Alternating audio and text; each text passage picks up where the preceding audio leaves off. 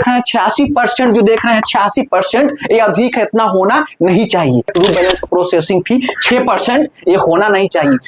क्या true balance personal loan app जो है क्या आरबीआई रजिस्टर्ड एनबीएफसी है? मगर प्लीज अगर आप लोग ट्रू बैलेंस से पर्सनल लोन लेने के लिए सोच रहे हैं तो रुकिए 5 मिनट और एक एक हिसाब को सही से समझिए और एक एक डाउट को पहले क्लियर कीजिए, ठीक है। मगर प्लीज यह वीडियो जो है सिर्फ एजुकेशनल पर्पस के लिए है। आप लोग कहीं से लेते हैं लोन तो उसके बारे में सही से जानिए समझिए तब जाके लोन लीजिए, नहीं तो लोन के नाम पे स्कैम होता है, फ्रॉड होता है। प्लीज तो आप लोग सावधान रहेंगे लोन लेते समय।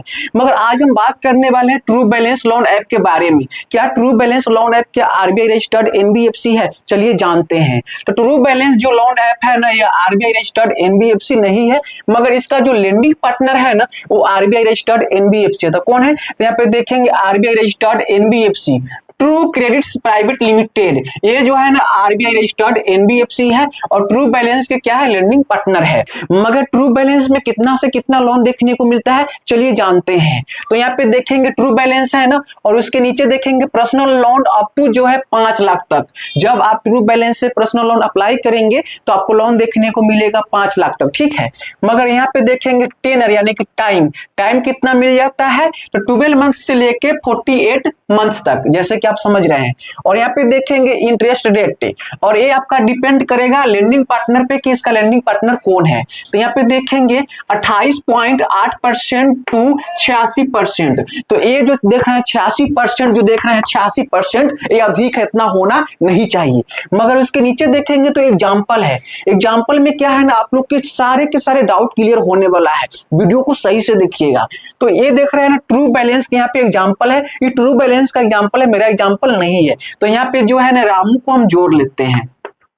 तो रामू को काम हुआ पैसा के कितना 10,000। तो रामू चल गया ट्रू बैलेंस के पास और वहां से जो है लोन अमाउंट ले लिया है 10,000।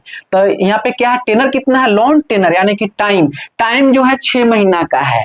और यहीं पे देखेंगे इंटरेस्ट रेट 2.4% पर मंथ, जैसे कि आप देख रहे हैं। Processing fee 6% plus GST 18%।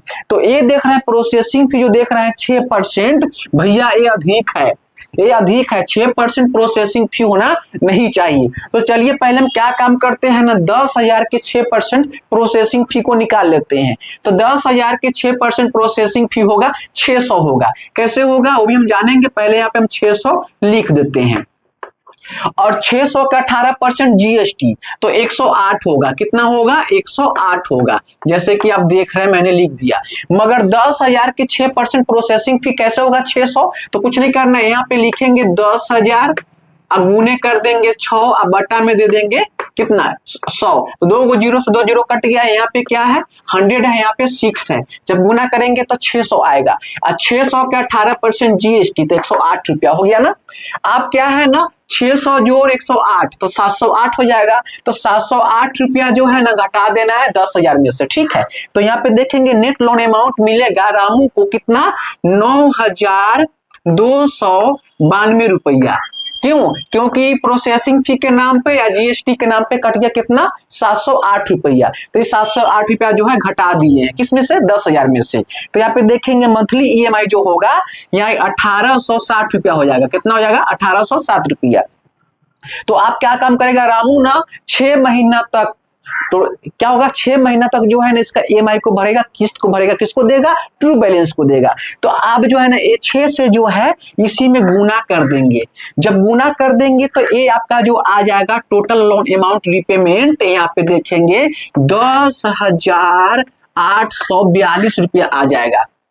ठीक 10,842 रुपया आ जाएगा। फिर 10,842 में से घटा देंगे 9,292। तो ये आपका जो ब्याज जो है ये ब्याज आपका आ जाएगा ब्याज, जैसे कि आप देख रहे हैं ब्याज ये आपका आ जाएगा 1,550 रुपया आ जाएगा।